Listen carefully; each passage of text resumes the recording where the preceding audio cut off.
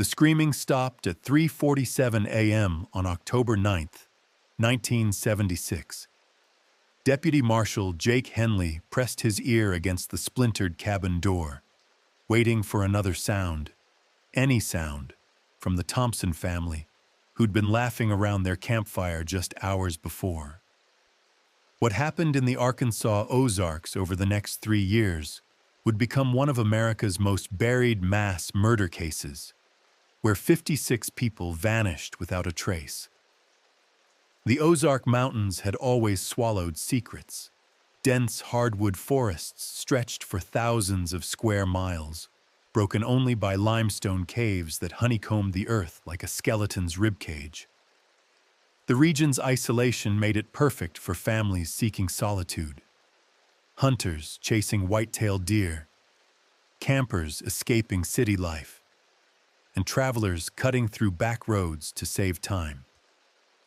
But in the autumn of 1976, that isolation became a death trap. Deputy Henley had driven 30 miles on winding gravel roads to reach the Thompson campsite after a concerned neighbor reported hearing ungodly sounds echoing through the valley. The neighbor, an elderly woman named Ruth Caldwell, lived in a farmhouse perched on a ridge overlooking the camping area. She'd called the sheriff's office at dawn, her voice shaking as she described screams that lasted for hours. It wasn't human, she told Henley when he stopped at her house first. Sounded like something was being torn apart. The smell hit him before he saw the campsite. Copper and meat hanging heavy in the morning mist that clung to the valley floor. 3 tents sat in perfect formation around a stone fire ring, their zippers closed, sleeping bags arranged as if their occupants had simply vanished mid-dream. Coffee percolated on a camp stove. Bacon sat half-cooked in a cast-iron skillet. But there was no sign of Robert Thompson, his wife Maria, or their twin daughters, aged 7. Henley found the first blood trail leading from the largest tent toward a wall of white oak trees. The droplets were perfectly spaced, as if someone had carried a leaking container at walking speed. He followed the trail for 200 yards before it vanished at a limestone outcropping that jutted from the forest floor like a broken tooth. What struck him most was the silence. No birds, no insects. Even the wind seemed to hold its breath. Case file entry, October 9th, 1976. 4 missing persons, ages 7, 34, 36. Last seen alive, 10/8, approximately 9 p.m. No signs of struggle in immediate campsite. Vehicle remains on scene, keys in ignition. Henley radioed for backup, but the mountains played tricks with radio signals. Static filled the airwaves, broken only by fragments of voices that seemed to come from nowhere. He spent 6 hours searching the area alone before additional units arrived. By then, something else had changed. The blood trail was gone. Henley knelt where he'd seen the droplets earlier, running his fingers over leaves that should have been stained red. Nothing. The limestone outcropping showed no trace of disturbance. Even his own footprints from the morning search had been erased, as if the forest had swallowed every piece of evidence. The Thompson family became the first official missing persons case in what locals would later call the Ozark vanishings. But they weren't the first to disappear. Something ancient hunted those mountains. Forest Service records showed that over the previous year, at least 12 people had gone missing in the same 30-square-mile area. Hikers who never returned to their cars. Hunters whose families waited weeks for phone calls that never came. A young couple from Memphis whose abandoned truck was found with groceries still cold in the back seat. But here's what made the Thompson case different. Ruth Caldwell's story changed every time she told it. During Henley's first interview, she claimed the screaming lasted all night. 2 days later, she told investigators it was maybe 20 minutes. By the end of the week, she insisted she'd never heard anything at all, just thought she had because of a nightmare about her late husband. When pressed about the inconsistencies, Ruth's eyes would dart toward the tree line behind her house. "Sometimes the mountains make you hear things," she'd whisper. "Things that ain't there, things that shouldn't be there." What would you do if your neighbor's story kept changing about the night a family disappeared? Would you trust their account, or suspect they knew more than they were telling? The investigation officially stalled after 2 weeks, when the county sheriff declared the Thompsons lost hikers presumed dead by misadventure. But Deputy Henley couldn't let it go. He'd seen something in those woods that didn't belong. Scratch marks on trees too high for any animal, and a smell that reminded him of the meat-packing plant where he'd worked summers during college. The smell of an industrial slaughter. The rifle lay perfectly clean beside Marcus Webb's body, not a single round fired from its 5-shot magazine. What killed the experienced hunter on November 14, 1976, had gotten close enough to touch him before he could even raise his weapon. This wasn't random violence. Someone was systematically hunting the people who entered these mountains, and they were getting bolder. Webb had been tracking an 8-point buck through the same valley where the Thompson family vanished 5 weeks earlier. A Vietnam veteran with 2 tours under his belt, Webb knew how to move silently through hostile territory and how to spot an ambush before walking into one. His hunting journal, found in his jacket pocket, detailed 3 days of careful stalking with entries written in precise military shorthand. November 12th, tracks leading NW toward Limestone Ridge, fresh scat, bedding area located. November 13th, buck spooked by unknown sound from valley floor. Investigating. November 14th, something wrong. Here. Going silent. The something wrong became clear when Webb's hunting partner, Dale Kruger, found him at dawn on November 15th. Webb sat propped against a white oak tree, his rifle across his knees, looking almost peaceful, except for one detail that made Kruger vomit into the nearest bush. Marcus Webb had been completely drained of blood. His skin held the waxy pale color of marble, but there wasn't a drop of red anywhere on the ground around him. No wounds visible on his body. No signs of a struggle. The experienced soldier had simply sat down against a tree and died, while something took every ounce of blood from his veins. Kruger stumbled back to their camp and called the sheriff's office from a payphone at a gas station 20 miles away. When deputies arrived, they found Webb's body exactly as Kruger described, but they also found something else. Footprints circled the tree where Webb died. Dozens of them, pressed deep into the soft earth, suggesting someone had walked around and around the body for hours. But the prints weren't quite right. They looked human at first glance, but closer inspection revealed subtle differences. The heel impressions were too narrow, the toe spacing too wide, and each print showed what appeared to be claw marks extending beyond where normal toes would end. Death came on 2 legs, but it wasn't human. Dr. Emily Santos, the county coroner, had never seen anything like Webb's condition. During the autopsy, she found puncture wounds on his neck so small they were nearly invisible. 2 tiny holes that penetrated the carotid artery with surgical precision. The wounds showed no tearing or struggle marks, suggesting Webb had been unconscious or paralyzed when they were made. It's like someone inserted the smallest possible needle and just drained him, Santos told Deputy Henley during an off-the-record conversation. But that's medically impossible. The human heart would stop pumping long before complete exsanguination. Santos never filed her full autopsy report. 3 days after examining Webb's body, she requested a transfer to a coroner's office in Little Rock and left the mountains permanently.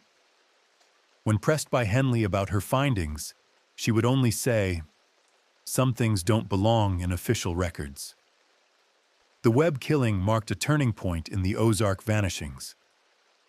Unlike the Thompson family, whose disappearance could be explained away as a hiking accident, Webb's death was clearly murder. The state police opened their own investigation, sending Detective Lieutenant Ray Morrison to coordinate with local authorities.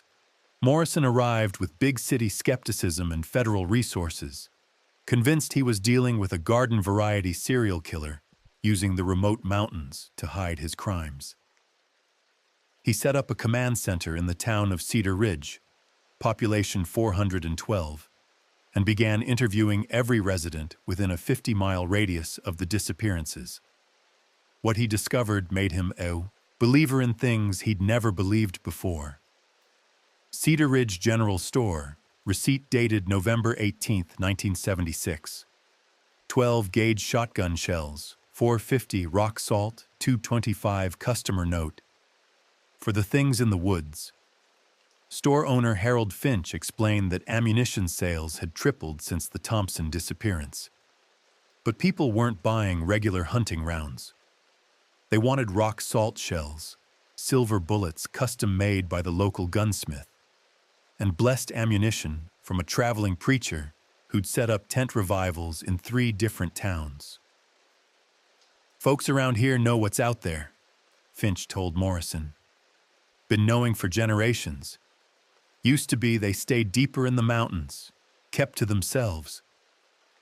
But something's changed. They're getting hungry." When Morrison pressed for details about they, Finch's weathered face went stone-cold serious. "The Butcher Clan. Been in these mountains since before the Civil War. Most people figured they died out or moved on, but Webb's killing, that's their calling card." Morrison documented everything in his official reports, but his superiors in Little Rock dismissed the Butcher Clan as local folklore. They wanted evidence of a human killer, not ghost stories about mountain families that may or may not have existed. But Morrison had seen Webb's body. He'd measured those footprints and studied the precision of those neck wounds. Whatever killed Marcus Webb possessed intelligence, planning ability, and anatomical knowledge that surpassed most medical professionals. The mountains were protecting their own. As November turned to December, 3 more hunters vanished from the same general area. Their camps were found undisturbed, vehicles intact, but the men themselves had simply evaporated. The pattern was becoming clear. Something in the Ozarks was systematically eliminating anyone who ventured too deep into its territory. What Morrison couldn't understand was why nobody seemed surprised. The Millers had lived on Copper Creek Road for 3 generations, but after December 21, 1976, they never spoke another word about what they saw from their kitchen window. Their silence would cost more lives than any confession ever could. When people choose to look away from evil, they become its accomplices. And the Miller family had front-row seats to a slaughter they pretended never happened. The Miller farmhouse sat on a bluff overlooking the valley where Marcus Webb died, and the Thompson family vanished. From their kitchen window, patriarch Jonas Miller and his son David had a clear view of nearly 2 square miles of forest floor where the killings were taking place. They also had something else, a high-powered telescope that Jonas used for spotting deer during hunting season. What they spotted on the night of December 21st wasn't deer. Martha Miller was washing dinner dishes when her husband Jonas called her to the window with an urgency she'd never heard in his voice before. Through the gathering dusk, they watched a family of 4 setting up camp in the exact spot where the Thompsons had pitched their tents 3 months earlier. The new campers, later identified as the Rodriguez family from Houston, moved with the carefree efficiency of people who had no idea they were walking into a killing ground. Jonas grabbed his telescope and trained it on the campsite below. What he saw through the lens made him drop the instrument with a crash that brought his son David running from the living room. Something was watching the Rodriguez family from the tree line. The figures were human-shaped, but wrong in subtle ways that made Jonas's skin crawl. Too tall, with limbs that seemed to bend at impossible angles. They moved through the dense underbrush without disturbing a single branch, positioning themselves in a perfect circle around the unsuspecting campers. Jonas counted at least 8 figures, maybe more lurking in the shadows beyond his telescope's range. "We have to warn them," David said, reaching for the telephone. Jonas grabbed his son's wrist with a grip that left bruises. "We don't see nothing. We don't know nothing. And we sure as hell don't say nothing." The Millers owned 400 acres of prime hunting land that had been in their family since 1867. They also owned something else that kept them silent. Knowledge passed down through generations about what lived in the deeper mountains. Jonas's grandfather had told him stories about the Butcher clan, and those stories came with a simple rule for survival. Don't interfere, don't investigate, don't even look too long. But David Miller was 23 years old and had never seen a massacre unfold in real time. Against his father's direct orders, he kept the telescope trained on the campsite as darkness fell. Through the lens, he watched the Rodriguez family gather around their campfire, completely unaware of the figures creeping closer through the darkness. The attack lasted less than 10 minutes. David would later describe it to Detective Morrison as impossibly coordinated, like watching a pack of wolves who'd rehearsed their movements for years. The figures emerged from the forest simultaneously, moving with fluid grace that defied human anatomy. Miguel Rodriguez managed to scream once before something clamped over his mouth with an audible snap that carried across the valley. What happened next violated every natural law David thought he understood. The Rodriguez family simply dissolved. Not in the supernatural sense, but with methodical efficiency that suggested industrial experience. David watched through the telescope as the figures worked with tools that glinted in the firelight, dismantling the human bodies with the same systematic precision a butcher would use on livestock. Professional, practiced, perfected over decades. Within an hour, every trace of the Rodriguez family had vanished. Their tents remained perfectly arranged. Their vehicle sat untouched. Even their campfire continued burning as if nothing had happened. But 4 human beings had been processed into nothing more than memory. David stumbled away from the telescope and vomited until his stomach cramped. When he finally stopped retching, he found his father standing in the kitchen doorway with an expression of grim resignation. "Now you know," Jonas said quietly. "Now you understand why we don't go into those mountains after dark. Why we don't ask questions about the missing people. Why your grandfather always kept a loaded shotgun by the front door." The next morning brought Detective Morrison to the Miller farm. Someone had reported seeing lights in the valley the previous night, and Morrison was methodically interviewing every property owner with a view of the area. The detective's questions were straightforward and professional, but David could barely form coherent answers. "Did you see anything unusual last night?" Morrison asked, his pen poised over a notepad. David looked at his father, who gave an almost imperceptible shake of his head. "No, sir.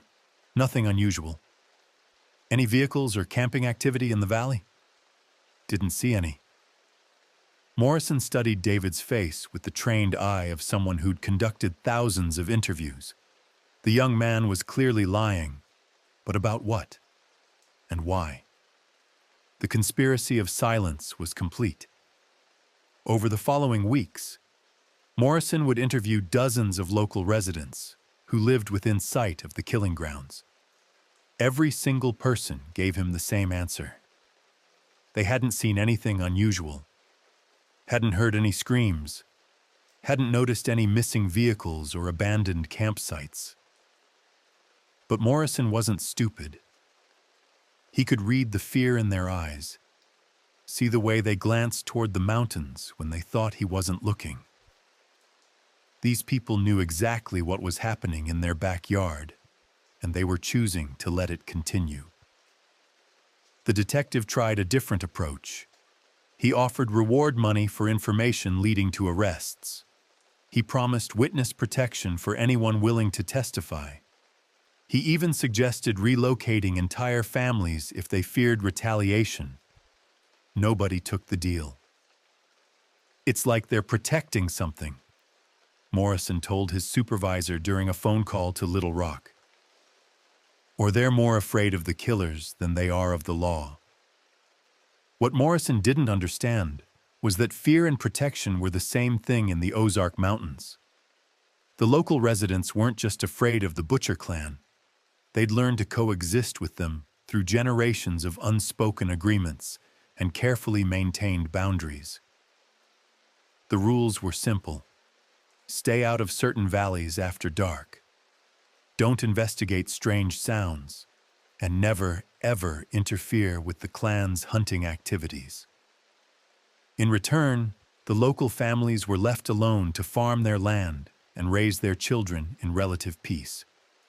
But those rules only worked if everyone followed them. And now outsiders were breaking the compact by bringing police attention to things that should have remained hidden. The mountains were about to demand a higher price for silence. What would you do if you witnessed a murder, but knew that reporting it would bring something far worse to your own family's doorstep? Would you choose justice for strangers over protection for the people you love? The Miller family's decision to stay silent was about to trigger the deadliest phase of the Ozark vanishings, as the Butcher clan realized their carefully maintained secrecy was under threat. On January 8, 1977, the first search dogs refused to enter the Harmony Creek Basin. The bloodhounds whined, backed away from the tree line, and no amount of coaxing could make them follow the scent trails they'd been trained to track their entire lives.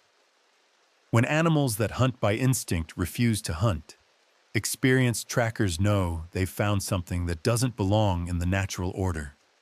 Detective Morrison had assembled the largest search operation in Arkansas state history. 26 volunteers, 8 state police officers, 4 bloodhounds, and 2 tracking specialists from the FBI's Behavioral Analysis Unit. Their target was simple: find any trace of the 17 people who'd vanished in the Ozarks over the past 4 months.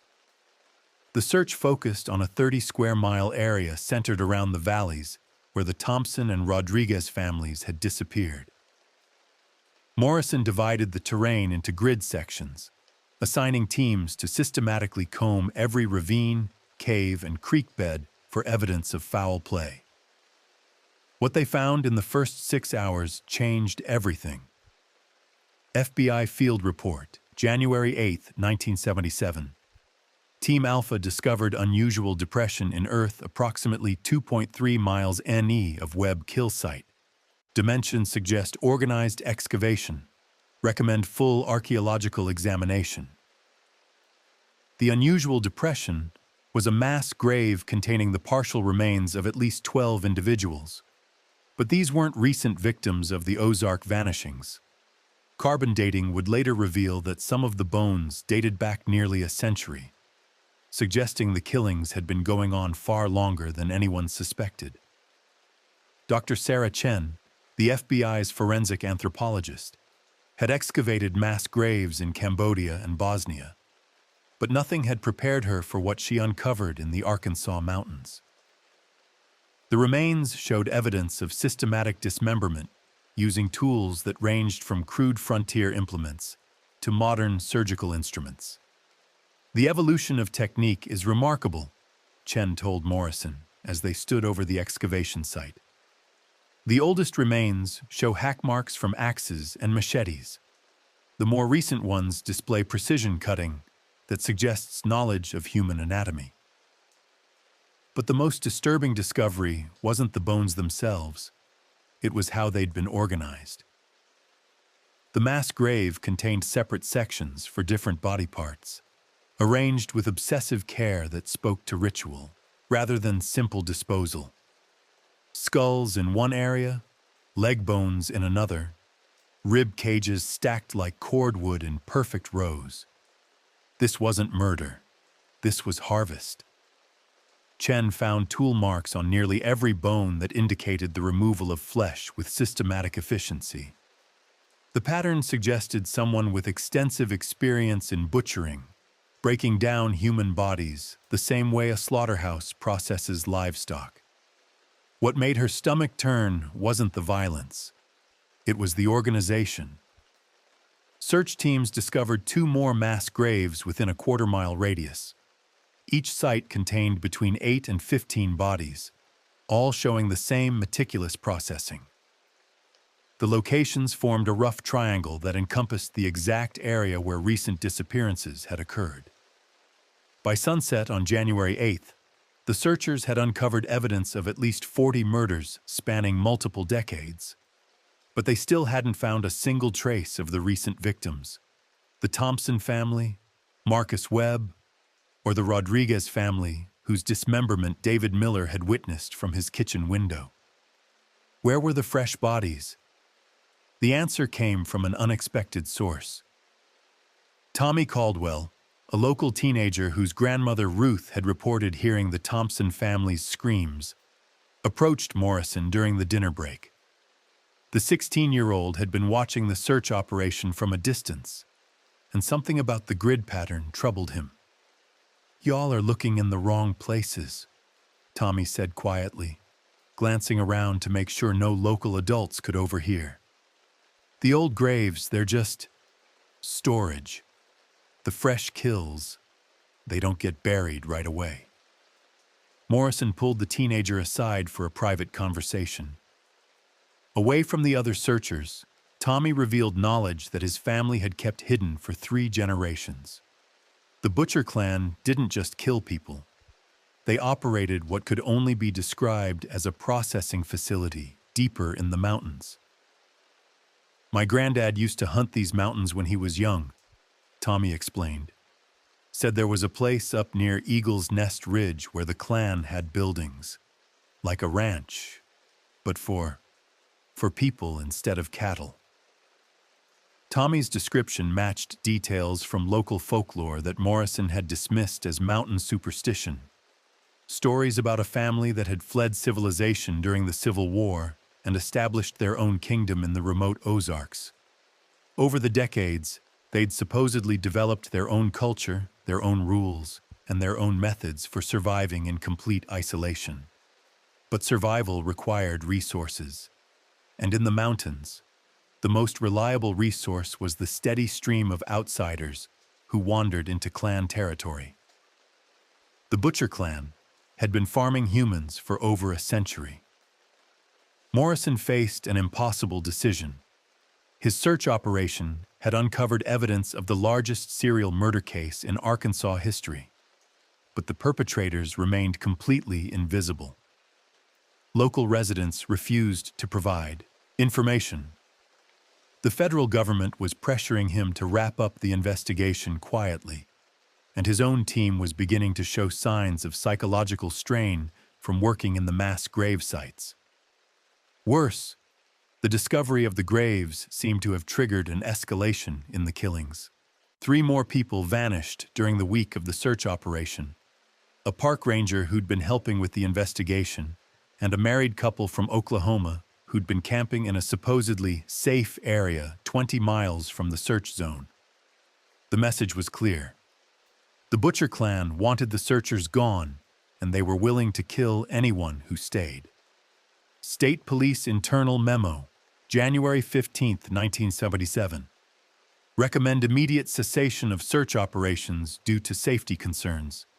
Evidence suggests active threat to law enforcement personnel.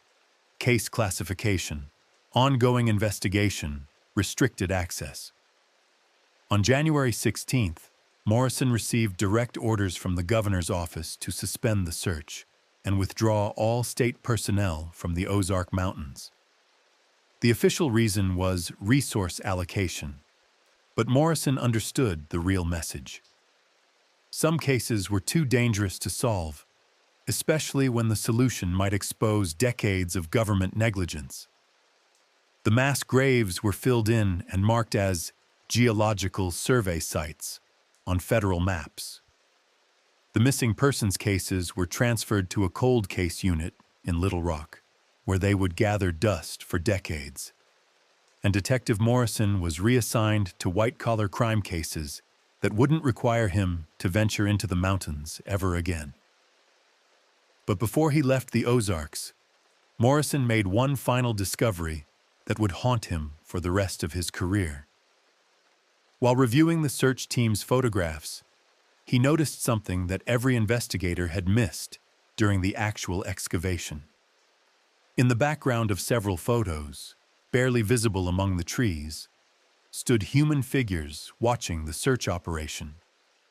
The images were too distant and blurry to make positive identifications, but Morrison could count at least 6 individuals who'd been observing every move the search teams made. The Butcher clan had been studying their methods, learning their techniques, and planning their response from the very beginning. The hunters had become the hunted, and the real massacre was just beginning. Dr. Michael Garrett screamed for 47 minutes before his voice gave out completely. The medical examiner's tape recorder, found 3 days later in Willow Creek, captured every second of what the Butcher clan did to someone who'd seen too much. Spring brought a savage escalation as the clan moved from hiding their kills to displaying them like territorial markers throughout the mountains. The 1977 spring cleaning, as locals would later whisper about it, began on March 15th when Dr. Garrett arrived from the state medical examiner's office to conduct follow-up examinations on the mass grave sites. Despite the official suspension of the search operation, Garrett had obtained private funding to continue forensic analysis of the bone fragments recovered in January. His mistake was working alone. Garrett set up a field laboratory in an abandoned ranger station near the original excavation sites, believing his medical credentials and official state identification would protect him from whatever had killed the other investigators.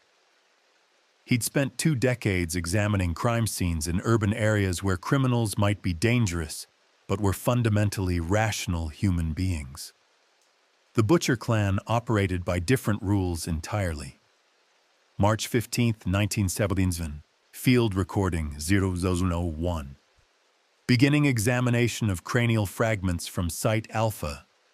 Initial assessment suggests systematic trauma consistent with deliberate skull fracturing for what purpose, I can't determine. Garrett's voice recordings, recovered from the ranger station, documented 3 days of increasingly disturbing discoveries.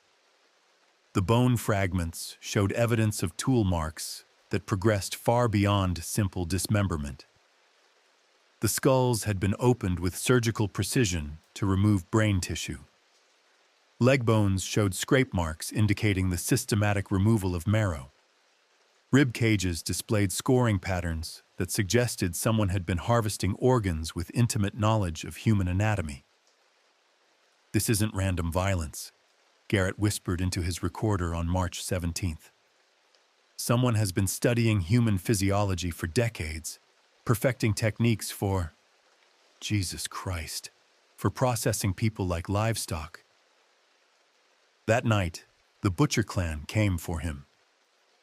The ranger station's isolation had made it perfect for Garrett's work, but it also made him completely vulnerable when shadowy figures surrounded the building at 2:37 a.m. His tape recorder captured the sound of windows breaking simultaneously, followed by Garrett's confused questions as he tried to identify his attackers. "Who's there?" "I'm a state medical examiner. You're interfering with an official investigation." The response came as footsteps that didn't sound quite human, too light for the size of the figures Garrett glimpsed in his flashlight beam, with a rhythm that suggested joints bending in ways human anatomy shouldn't allow. What followed redefined the concept of systematic torture. The Butcher clan didn't kill Garrett quickly. They kept him alive for nearly 8 hours, using techniques that demonstrated not just anatomical knowledge, but genuine medical training. The tape recorder captured conversations in which clan members discussed Garrett's physiology with clinical detachment, referring to his body parts by their proper medical names, while deciding which organs to harvest first. Subject exhibits elevated heart rate consistent with extreme stress response, one voice noted with the calm professionalism of a surgeon. Recommend cardiac extraction before adrenaline compromises tissue quality. The recordings revealed that the Butcher clan had evolved far beyond simple mountain primitives. They spoke in medical terminology, used sophisticated instruments, and demonstrated surgical skills that rivaled trained physicians. Wherever they'd learned their craft, it wasn't from folklore or trial and error. They'd been studying their victims' bodies like laboratory specimens. Garrett's death marked a turning point in the Ozark vanishings.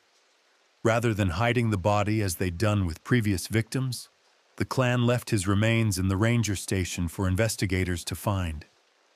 But they arranged the scene with deliberate theatricality that sent a clear message to anyone else who might consider investigating their activities. When state police found Garrett's body on March 20th, they discovered he'd been suspended from the ceiling by a complex system of ropes and pulleys that kept him alive, while the clan systematically removed organs and limbs. The arrangement displayed anatomical knowledge that impressed even seasoned investigators, but it also demonstrated something far more disturbing. The Butcher clan wanted their work to be seen and appreciated. Park Ranger Lisa Morrison, no relation to Detective Morrison, made the official discovery when she arrived for a routine patrol of the abandoned stations. Her radio call to headquarters captured the moment she realized she'd found more than just another missing person case. "Base, this is Ranger Morrison at Station 7. I need immediate backup and...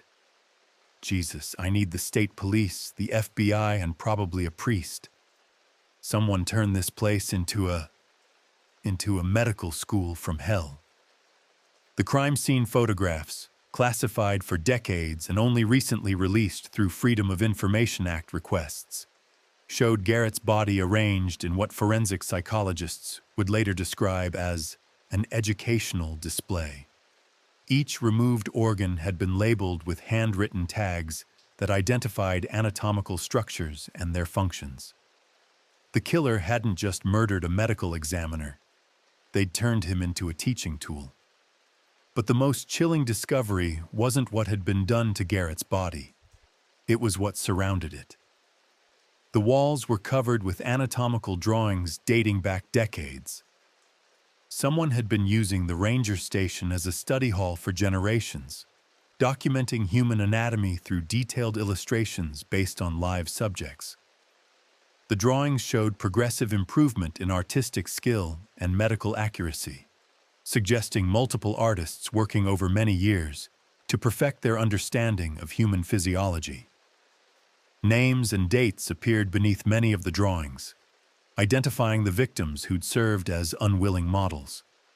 The Thompson family, Marcus Webb, the Rodriguez family, dozens of other names that matched missing persons reports going back to the 1940s. The Butcher clan hadn't just been killing people. They'd been building a medical education program that spanned multiple generations. FBI profiler Dr. Amanda Cross arrived from Quantico to examine the crime scene and immediately requested additional psychological support. In 20 years of studying serial killers, She'd never encountered anything that combined such sophisticated medical knowledge with such systematic cruelty. "This isn't a typical serial killer," Cross told the task force assembled to handle the case. "We're dealing with what appears to be a multi-generational family operation that has developed its own educational system, its own medical practices, and its own code of professional ethics. They're not killing for psychological gratification. They're killing for curriculum development." The spring of 1977 brought 6 more disappearances as the Klan seemed to accelerate their activities in response to increased law enforcement attention. But these new killings followed a different pattern. Instead of making the victims vanish completely, the Klan began leaving bodies in public places where they would be discovered quickly. The message was unmistakable: stop investigating, or the displays would continue. What would you do if you knew that every attempt to catch a killer only resulted in more victims being tortured and displayed for public shock? Would you continue pursuing justice, or would you accept that some evils are too dangerous to confront directly? The Butcher Clan had successfully transformed their killing spree into a terrorist campaign that held an entire region hostage through fear. And they were just getting started with their spring curriculum. Colonel James Patterson arrived in the Ozark Mountains on April the 29th, 1977, with a briefcase full of classified authorizations and a military unit that officially didn't exist. His mission was simple: eliminate the Butcher Clan by any means necessary, then ensure the entire operation never appeared in any government records. Sometimes the only way to stop monsters is to become something worse than they are. Patterson commanded a special operations team designated Cleanup Crew Alpha, 12 soldiers hand-picked from various elite units and stripped of all official military identification. Their specialty was handling situations too sensitive for conventional law enforcement, too dangerous for regular military intervention, and too politically explosive for public acknowledgement. The colonel had read every file on the Ozark vanishings, studied the crime scene photographs from Dr. Garrett's murder, and reviewed psychological profiles of the Butcher Clan that painted them as a multi-generational family of cannibalistic serial killers who'd operated with impunity for over a century. His orders came directly from a Pentagon office that few people knew existed, with funding from a budget line that congressional oversight committees never questioned. Terminate with extreme prejudice. Leave no evidence. File no reports. Patterson's first action was establishing a perimeter around the 30-square-mile killing zone, using National Guard units under the cover of training exercises. Any civilian attempting to enter the area would be turned away with explanations about dangerous military maneuvers involving live ammunition. The real purpose was ensuring no witnesses survived what was about to happen in the mountains. The operation began at dawn on May 2nd, with systematic destruction of every structure within the suspected Klan territory. Helicopter gunships strafed abandoned cabins, hunting lodges, and ranger stations with 20mm cannons that reduced buildings to splinters and ash. Napalm strikes eliminated large sections of forest where the Klan might be hiding, creating fire zones that could be monitored from aerial surveillance. But the Butcher Clan had vanished, like smoke in the wind. Special Operations Log, May 3, 1977, classified Day 2 of Operation Clearcut. No confirmed enemy contact. Thermal imaging shows no human signatures in primary target zone. Recommend expansion of search perimeter. Patterson's team discovered the abandoned ranger station where Dr. Garrett had been murdered, now stripped completely clean of the anatomical drawings and medical equipment that had horrified investigators just weeks earlier. The Klan had systematically removed every piece of evidence, leaving behind only empty rooms that showed no trace of the horrors that had occurred there. More disturbing was the discovery that many of the structures they destroyed had been empty for years. Dust patterns and vegetation growth suggested the Klan had abandoned their traditional hideouts long before the military operation began, possibly even before the initial police investigations in 1976. The Butcher Clan had been planning their disappearance for months. On May 4th, Patterson's luck changed when aerial reconnaissance spotted smoke rising from a valley 15 miles beyond the original search zone.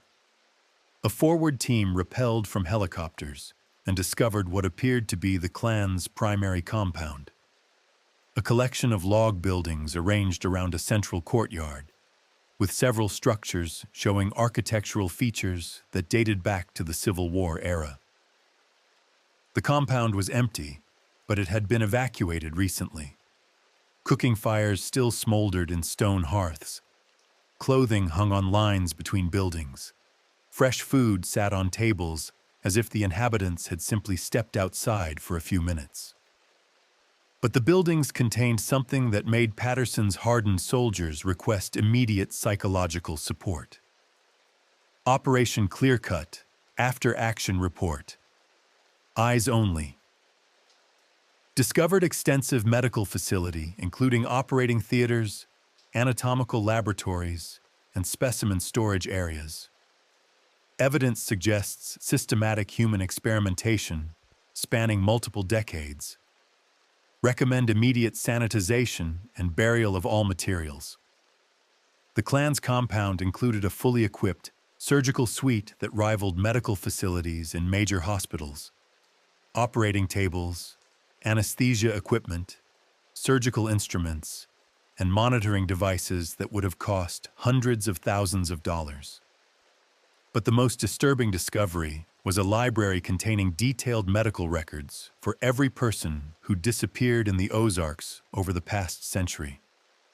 The files documented not just murders, but systematic medical experimentation that included organ transplantation, surgical modification, and procedures that violated every principle of medical ethics.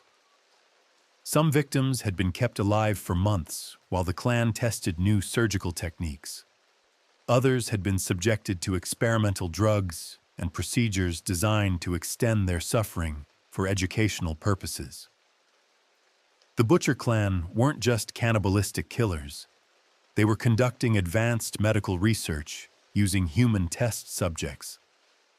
Patterson found evidence that Klan members had received formal medical training at legitimate universities, using stolen identities to attend classes and residency programs before returning to the mountains with advanced knowledge. The compound's medical facility showed the results of decades of learning, with equipment and techniques that suggested some Klan members possessed surgical skills equivalent to board-certified specialists. But here was the detail that made Patterson request authorization for nuclear sterilization of the entire area. The medical records contained detailed genetic analyses suggesting the Klan had been selectively breeding themselves for specific physical and mental characteristics. The genetic profiles showed systematic enhancement of traits like night vision, enhanced hearing, increased muscle density, and accelerated healing. The Klan hadn't just been studying their victims. They'd been using them to improve their own biology through selective organ transplantation and genetic manipulation techniques that wouldn't be officially discovered by mainstream medicine for another decade. They were creating super predators. Patterson's team spent 6 days systematically destroying every piece of evidence in the compound, using thermite charges to melt surgical equipment and flamethrowers to incinerate medical records. The buildings were demolished with explosives. Then the rubble was buried under tons of rock blasted from nearby cliffs. But the Klan members themselves remained completely invisible. On May 10th, Patterson received new intelligence that changed everything about Operation Clearcut. Surveillance teams monitoring traffic in surrounding states had identified 13 individuals whose genetic profiles matched DNA samples recovered from the compound. The Butcher clan hadn't vanished. They'd scattered across the American Midwest, using false identities and medical credentials to integrate into normal society. Some were working as surgeons in major hospitals. Others had established private practices in rural communities, where their enhanced surgical skills and anatomical knowledge made them valued members of the medical community. A few had joined university research programs where they could continue their experimental work under the cover of legitimate scientific research. The monsters had hidden in plain sight. The final phase of Operation Clearcut involved a nationwide assassination program that targeted clan members in their new lives. Each killing was staged to look like an accident or natural death, carried out by specialists who left no evidence connecting the deaths to government involvement. But Patterson's team never found all of them. Conservative estimates suggested at least 6 clan members had successfully disappeared into American society, carrying with them over a century of medical knowledge gained through systematic human experimentation. Government Termination Authorization, May 18, 1977, ultra classified. Operation Clearcut officially concluded. All evidence destroyed. All personnel debriefed under national security protocols. Case classification never existed. The Ozark vanishings officially ended on May 18, 1977, when the last government personnel withdrew from the mountains. The missing persons cases were closed as death by misadventure. The mass grave sites were classified as geological formations, and every piece of evidence was buried in classified archives that would remain sealed for 50 years. But late at night, in hospital operating rooms across America, surgeons with unusual skills continued practicing techniques they'd learned in the Arkansas Mountains. In the basement of St. Mary's Hospital in Columbus, Ohio, Dr. Elizabeth Thorne performed her final surgery on September 14, 2003. The patient survived, but security cameras captured her removing organs that weren't diseased and replacing them with specimens from an unmarked refrigeration unit she'd installed without hospital authorization. 47 years after the Ozark vanishings, the Butcher clan's descendants were still practicing medicine, and they'd gotten much better at hiding their work. Dr. Thorne's exposure came through accident rather than investigation. A power outage triggered backup generators that activated all hospital security systems, including cameras in restricted areas that were normally monitored only during shift changes. The footage revealed Thorne accessing her private refrigeration unit at 2:43 a.m., removing what appeared to be human organs and performing unauthorized procedures on an unconscious patient. Hospital Administrator Robert Chen reviewed the security footage as part of a routine equipment audit and immediately contacted the FBI. What they discovered in Thorne's basement laboratory connected her to a network of medical professionals who'd been conducting unauthorized human experimentation for decades. FBI Medical Crimes Unit, Case File 2003-09-15, Subject, maintained extensive collection of preserved human specimens, surgical instruments of unusual design, and medical records dating to 1977. DNA analysis confirms genetic markers consistent with Arkansas missing persons cases. The investigation revealed that Dr. Thorne was the granddaughter of a Butcher clan member who'd escaped Operation Clearcut and established a new identity in Ohio. She'd attended medical school using falsified transcripts, completed her residency with forged recommendations, and practiced surgery for over 20 years while maintaining the clan's traditional methods of acquiring specimens for study. Her patient files showed a pattern of unnecessary surgeries performed on vulnerable populations: homeless individuals, undocumented immigrants, and elderly patients with no family members to ask questions about their treatment.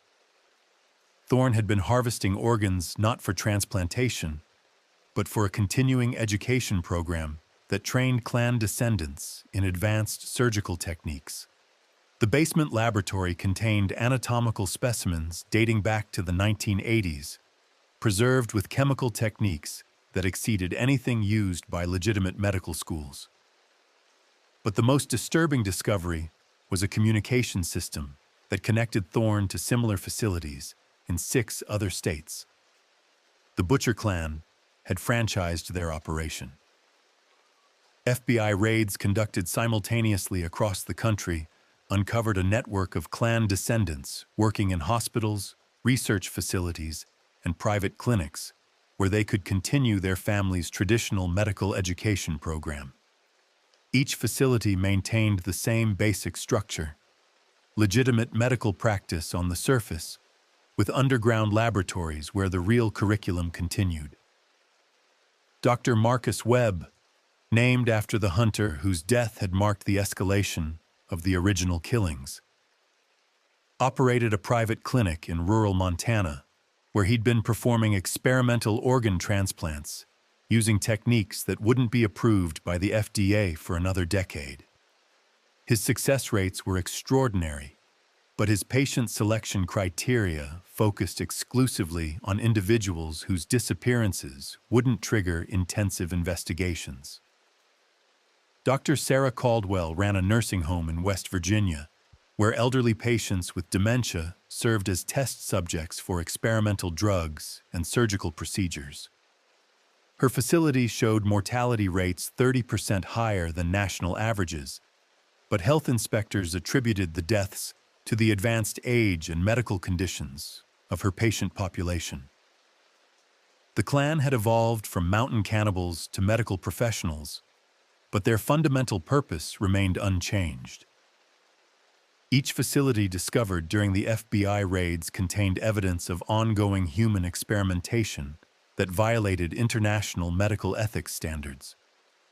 The descendants had maintained their ancestors' systematic approach to studying human anatomy, but they'd refined their methods to avoid detection by modern law enforcement. They no longer needed to kidnap random campers and hunters. Instead, they'd positioned themselves within the medical system where they could access vulnerable patients through legitimate channels.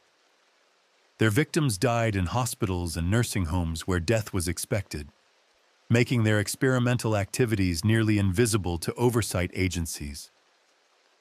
Dr. Patricia Santos, who'd performed the autopsy on Marcus Webb in 1976, came out of retirement to assist with the FBI investigation. Now 78 years old, she examined the evidence recovered from the clan descendant facilities and made a connection that horrified federal investigators. The surgical techniques I'm seeing in these modern cases are direct evolutions of what I observed in Marcus Webb's body, Santos told the task force. Someone has been teaching these methods for decades, refining them, improving them. This isn't copycat behavior. It's institutional knowledge passed down through generations. The investigation revealed that clan descendants had been attending medical conferences, publishing research papers, and even teaching at universities while secretly maintaining their families' traditional practices. They'd used their positions within the medical establishment to recruit new members, identify potential victims, and share experimental data that advanced their understanding of human physiology. Medical journals contained their research disguised as legitimate studies. A comprehensive review of medical literature published since 1977 identified dozens of research papers authored by suspected clan descendants. The studies appeared in respected journals and contributed to genuine advances in surgical techniques, organ preservation, and experimental drug therapies. But the source of their data remained hidden behind carefully constructed lies about laboratory conditions and test subject populations.